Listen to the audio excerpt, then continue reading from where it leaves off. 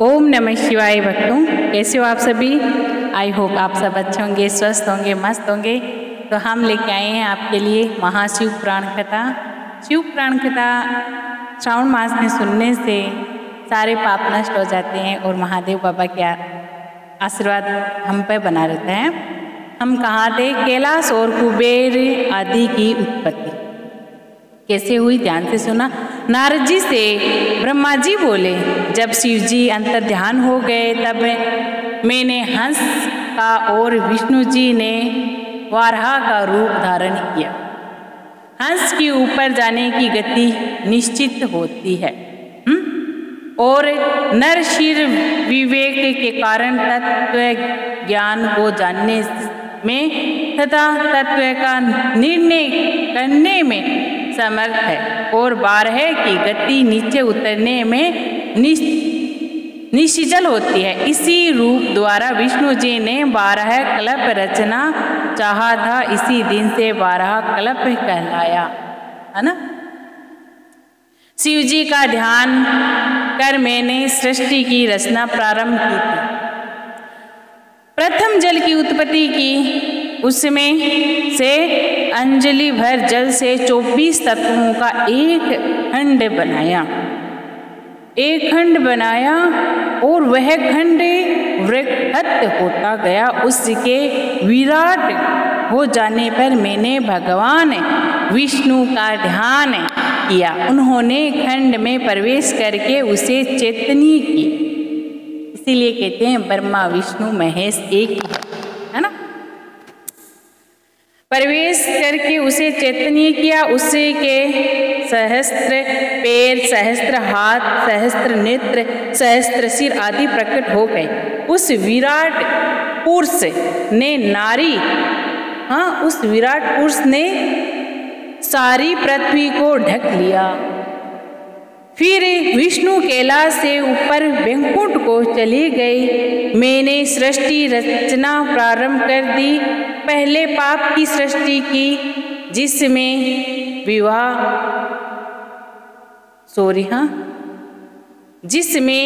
अविद्या और तप की प्रधानता थी। इसमें स्थावरों की रचना की। इसके बाद शिव जी का ध्यान करके 6 जीवों की रचना की। फिर सात्विक देवताओं की रचना की। शिव जी की आज्ञा से रजोगुण वाले मनुष्यों की रचना की। इसी प्रकार 5 तरह की सृष्टि हो गई।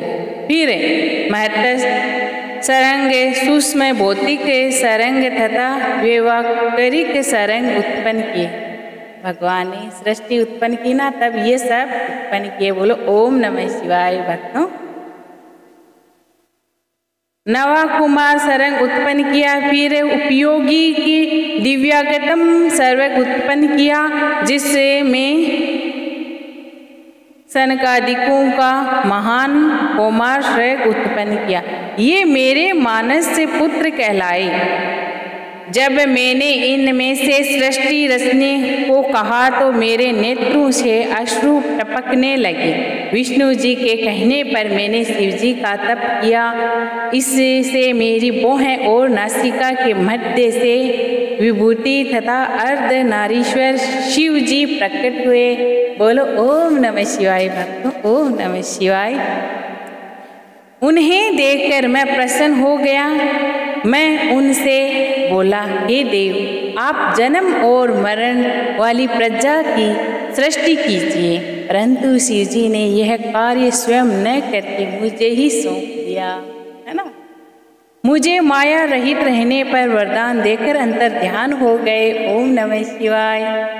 सृष्टि की उत्पत्ति। ब्रह्मा जी बोले, हे नारद, इसके बाद शब्द आदि पंचभूतों द्वारा पंचीकरण करके उनसे आकाश, वायु, जल, अग्नि, पृथ्वी और पर्वत, समुद्र, वृक्ष आदि और काल कर्म से युग पर्यंत सभी कालों की रचना की तथा सृष्टि के अन्य बहुत से पदार्थों की मैंने रचना की, परंतु इससे मुझे संतुष्टि नहीं मिली। ओम नमः शिवाय।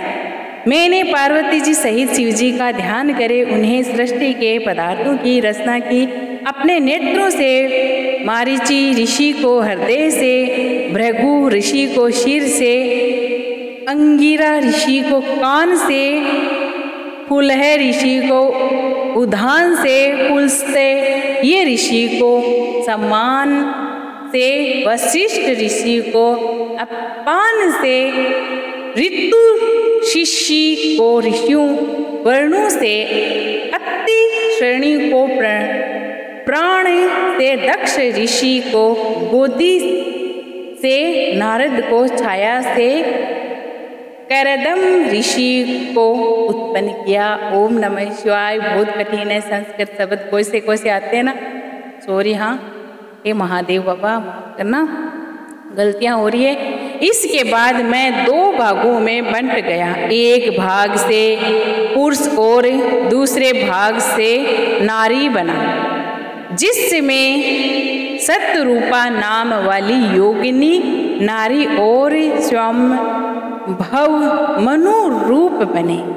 सतरूपा नारी को मनु ने ग्रहण कर मैथुनी सृष्टि विवाह द्वारा उत्पन्न की। ओम नमः शिवाय। भक्तों, उससे मनु के प्रिय व्रत और उत्तानपाद 2 पुत्र और आकुति, देवहूति तथा प्रसूति नाम की 3 कन्याएं उत्पन्न हुई। आकुति को सुचि नाम मुनि को दिया तथा देवहूति को करदम प्रजापति को दिया।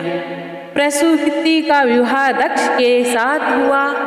हाँ, इन्हीं की संतानों से चराचर जगत भर गया। आज जो भी है हम उन्हीं की संतान हैं। बोलो ओम नमः शिवाय। पूरा जगत भर गया। दक्ष प्रजापति के 24 कन्याओं ने जन्म लिया। ये कन्या क्रमश भृगु, भव, मरीचि, अग्रिका आदि ऋषियों को ब्याह दी गई। इनमें से असंख्य संतों में उत्पन्न हुए। शिवजी ने त्रिशूल के अग्रभाग से सती की रक्षा की, जिन्हें सर्वव्यापी विष्णु ने अपने प्रभाव से बनाया था। फिर वही लोक कल्याण हेतु दक्ष के यहाँ प्रकट हुई। सती का परा, अपरा और शिवा ये तीनों रूप है। सती रूप में शंकर जी के साथ उनका विवाह हुआ। पिता के यज्ञ में सती ने अपना शरीर त्याग कर दूसरे जन्म में पार्वती का रूप में पैदा होकर शंकर जी को पुनः प्राप्त। दक्ष के घर में माँ पार्वती ने जन्म लिया था और हवन कुंड में देवी ने अपना शरीर त्याग दिया था। उसके बाद पार्वती का जन्म। बोलो ओम नमः शिवाय। उनका नाम है कि अन्य मुक्तिदायक नाम है कालिका, चंडिका, भद्रा, चामुंडा, जया, विजया, जयंती, भद्रकाली, दुर्गा, भगवती, कामाख्या, कामदा, अम्बा, मृडानी, सर्वमंगला आदि। इस प्रकार हे मुनि, मैंने तुम्हें सृष्टि की रचना का वर्णन किया जो शिव जी की आज्ञा से मैंने रची है। बोलो ओम नमः शिवाय। भक्तों, पापी गुणनिधि की कथा। अब ये गुणनिधि कौन था? ध्यान से सुना। हम पहले इसके बारे में कथा करके आए हैं, गुणनिधि के बारे में। ये बहुत ही पापी था, जुआरी था। तो इसने क्या किया था? एंड में मरने से पहले शिव मंदिर में भूख लगी थी, इसने गलती से महाशिवरात्रि का व्रत कर लिया और शाम को शिव मंदिर में जाकर मंदिर में भगवान के प्रवेश द्वार पर बैठ गया कि कब ये सो जाए और कब मैं चोरी कर लूँ खाने की। उस गलती से उसका ये पूजा पाठ सफल हो गया। वह भगवान के मंदिर में जाकर इंतजार करता है और फिर वह भोजन चुरा लेता है। उसकी वजह से उसकी वहाँ पर मृत्यु हो जाती है पिटाई करने पर। फिर उसको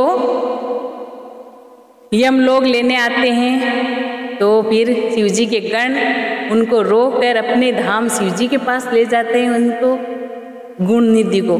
ये बहुत बड़ा जुआरी और पापी था। वह वही पापी गुण निधि की कथा है।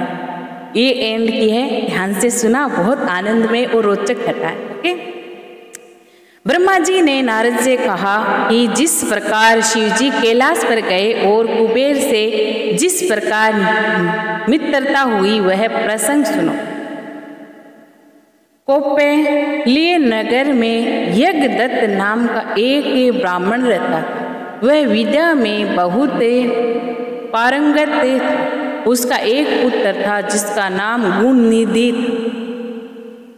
8 वर्ष की आयु में उसका यज्ञवती संस्कार कर दिया गया। वह अनेक विद्याओं का ज्ञाता भी बन गया। हाँ, परंतु उसमें कुछ अवगुण भी आ गए थे, जिसे जुआ खेलना, गाने बजाने वाली महफिलों में जाना आदि। माता के कहने पर भी वह अपने पिता के पास नहीं जाता था।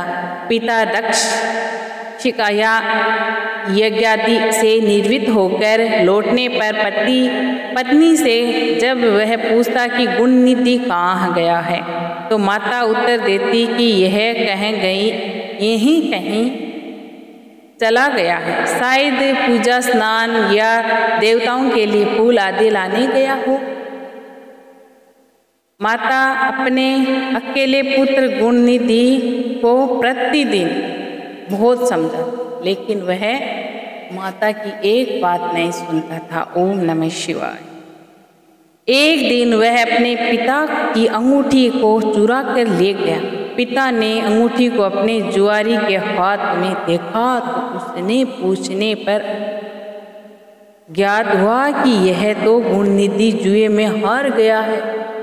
देखो क्या बीतती है उस बाप पे जो उसका बेटा जुआ खेलता है। यही नहीं, वह जुए में काफी धन भी हार गया है।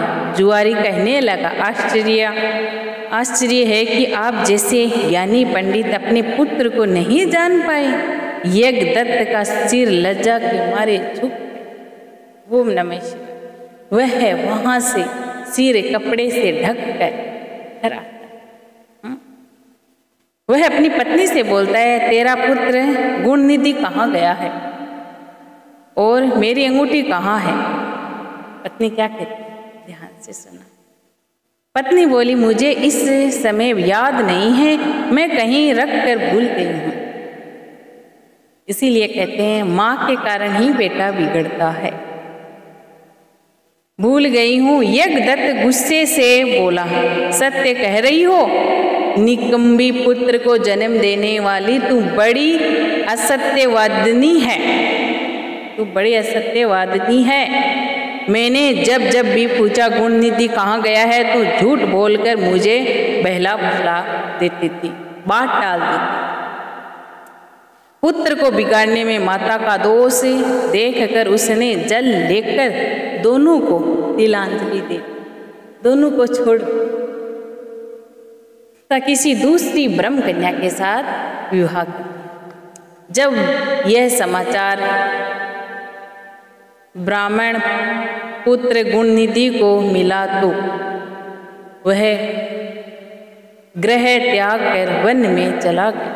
तभी माता की ममता तथा पिता की धर्मदाता का स्मरण करके वह अपनी मुखारता पर पश्चाताप करने लगा। इसी प्रकार चिंता में व्याकुल हो सायंकाल को एक शिव मंदिर के पास जाकर बैठ गया।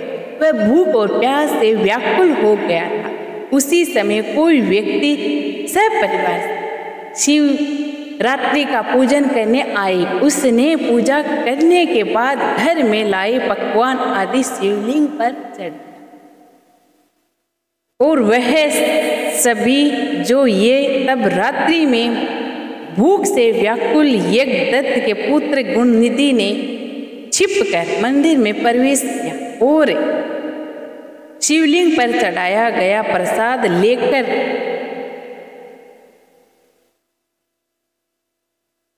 चुपके से वहाँ से जाने लगा, परंतु उसी समय उसके पैरों की आवाज़ से सभी लोग जाग और उसे भागते हुए रक्षकों ने उसे पकड़ लिया और खूब पीटा। उसकी पिटाई के कारण उसकी मौत हो गई। उसे यमदूत आकर ले जाने वाले थे कि उसे समय शिवजी के पार्षद भी उसी लेने आ पहुँचे। वह यम के दूतों से बोले, हे यमदूतों, इसे छोड़ दो, इसने यहाँ पाप किया है, वही कुछ काम धर्म संबंधी भी किया है। जैसे शिवलिंग पर गिरती हुई दीपक की छाया का इसने निवारण किया और रात्रि में इसने अपना वस्त्र फाड़ कर दीपक में पाती डाली थी महाशिवरात्रि के दिन। उसी प्रसंग में इसने शिव गुणों का स्मरण भी किया है। व्रत रखकर इसने शिवजी की पूजा व दर्शन भी किया है। स्थिर चित्त से द्वार पर बैठा रहा है। इसी कारण यह हमारे साथ शिवलोक में जाएगा। ओम नमः शिवाय।